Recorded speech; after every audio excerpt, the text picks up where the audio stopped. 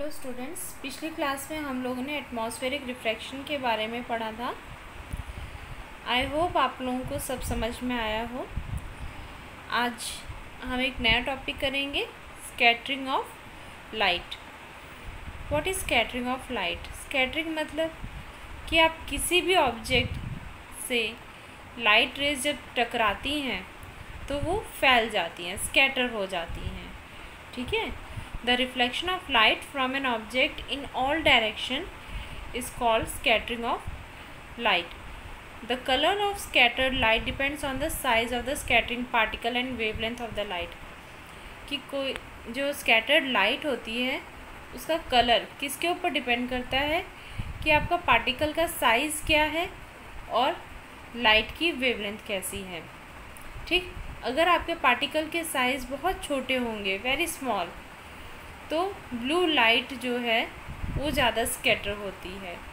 और लार्जर अगर पार्टिकल होंगे, पार्टिकल के साइज़ अगर लार्जर होंगे तो आपकी कौन सी wavelength, longer wavelength, that is red light आपकी ज़्यादा स्कैटर होगी।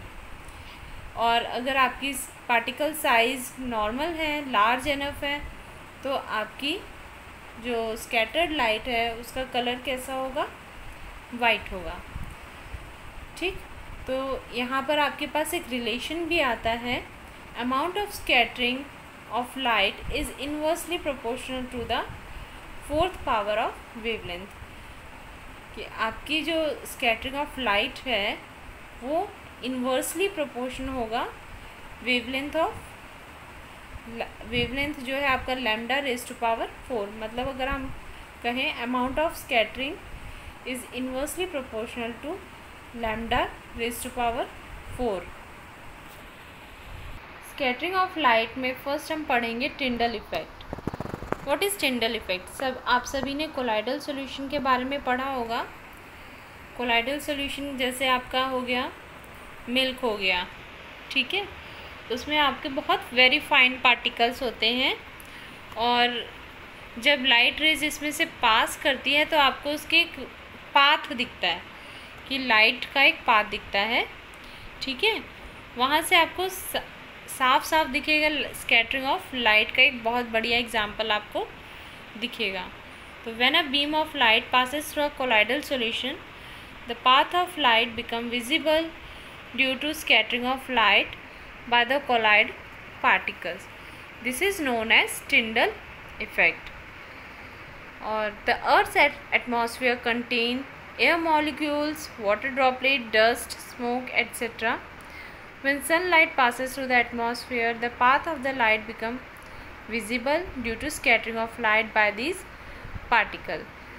आप लोग सर्दी के मौसम में देखिए, या कोई एक बंद कमरा है और वहाँ पर बिल्कुल अंधेरा है और उस बंद कमरे में थोड़ी सी जगह से सूरज की रोशनी आ रही है, तो आप देखेंगे कि आपको उस लाइट रे का एक पाथ दिखता है। ठीक है, और इसी तरह ये जैसे आपके पास एग्जांपल दिया हुआ है, ये बहुत घने जंगल हैं, यहाँ बहुत सारे पेड़ लगे रहते हैं, जिस वजह से एकदम अंधेरा रहता है। जब लाइट रे, सन रेज इसमें से आती है तो इनका एक पाथ दिखाई देता है, देखिए। ठीक है, द कलर ऑफ द, ये मैंने अभी आपको बताया था कि स्कैटर्ड लाइट का कलर पार्टिकल के साइज़ के ऊपर डिपेंड करता है। अगर पार्टिकल का साइज़ बिल्कुल फाइन है, बिल्कुल छोटा है, तो ब्लू लाइट स्कैटर करेगी, और पार्टिकल का साइज़ अगर बड़ा है तो रेड लाइट। ठीक है, उसके साइज़ के ऊपर डिपेंड करता है scattering of light. These are the examples.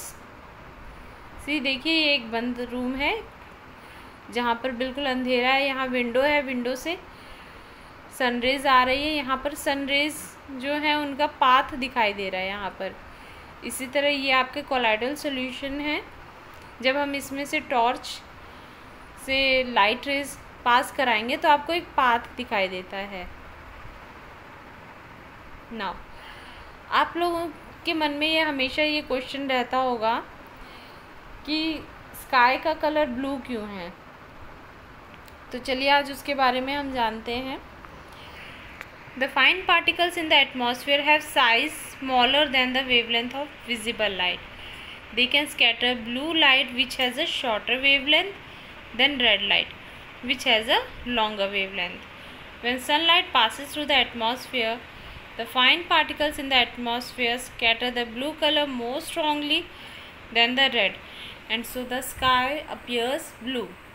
इसका मतलब क्या हुआ कि हमारे एटमॉस्फेयर में बहुत से फाइन पार्टिकल्स हैं, ठीक, जिनका साइज़ जो है बहुत स्मॉलर है, और जब सन रेज आती हैं और इन स्मॉल साइज़ के पार्टिकल्स से टकराते हैं, तो क्योंकि हमारे जो पार्टिकल्स बहुत छोटे हैं तो ब्लू कलर की जो लाइट है वो स्कैटर हो जाती है, फैल जाती है, ठीक है। फाइन पार्टिकल्स हैं तो ब्लू कलर की लाइट स्कैटर हो जाएगी और पूरे आसमान में, पूरे स्काई में वो फैल जाएगी, जिस वजह से आपका जो स्काई है वो ब्लू कलर दिखता है।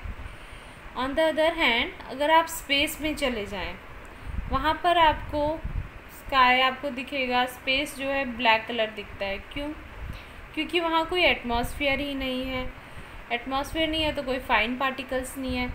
जब कोई पार्टिकल्स ही नहीं है तो वहाँ स्कैटरिंग का कोई मतलब ही नहीं है।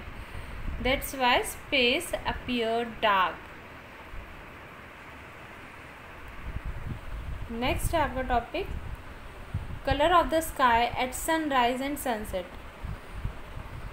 जब सनराइज मतलब सूर्य उदय होता है और जब सूर्यास्त होता है, तब आप देखते हैं कि उसके आसपास जो आसमान होता है वो रेड कलर का आपको दिखाई देता है, रेडिश दिखता है। ऐसा क्यों? एट सनसेट और sunrise the sun is near the horizon. ये देखिए, आप मान लीजिए ये आपका अर्थ है और ऑब्जर्वर यहाँ खड़ा है, सन यहाँ पर है, ठीक, ओवरहेड। और जब यहाँ पर सनसेट और सनराइज़ के टाइम पर यहाँ पर आपका ये जो सन है वो हॉरिजन के नियर होता है, और जिस वजह से light from the sun travels through the thicker layer of the atmosphere and longer distance through the atmosphere. जब सन हमारा हॉरिजन पे रहेगा तो सन को एक लॉन्गर डिस्टेंस कवर करना पड़ेगा। यहाँ से मान लीजिए यहाँ पर सन है तो एज़ कम्पेयर टू दिस यहाँ पर सन को ज़्यादा डिस्टेंस कवर करना पड़ेगा, जिस वजह से क्या होता है, और यहाँ पर क्या होगा कि क्योंकि बहुत सारी जो लाइट है, ब्लू लाइट जो है जिसका वेवलेंथ शॉर्टर है, वो यहाँ स्कैटर हो जाएंगे पार्टिकल से, और जो रेड लाइट है जिसका वेवलेंथ ज़्यादा है वो सीधे यहाँ पर आपकी आंखों पर पड़ेगा, जिस वजह से आपको ये रेडिश दिखता है सनसेट और सनराइज़ के टाइम पर।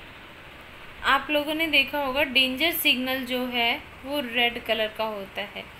सेम यही रीज़न है, क्योंकि रेड कलर जो है उसकी स्कैटरिंग बहुत कम होती है और जिस वजह से वो हमें क्लियरली दिखता है, दूर तक दिखता है, ठीक। इस वजह से हम रेड कलर जो है red signal, traffic signal, cross sign, hospital की जो वैन पर क्रॉस साइन लगा रहता है वहाँ पर हम अक्सर देखते हैं, ताकि क्योंकि हम दूर से हम उस रेड साइन को देख सकें और पहचान सकें। सो स्टूडेंट्स, ह्यूमन आई जो आपका सेकंड चैप्टर है फिज़िक्स का वो यहीं पर एंड होता है। Thank you.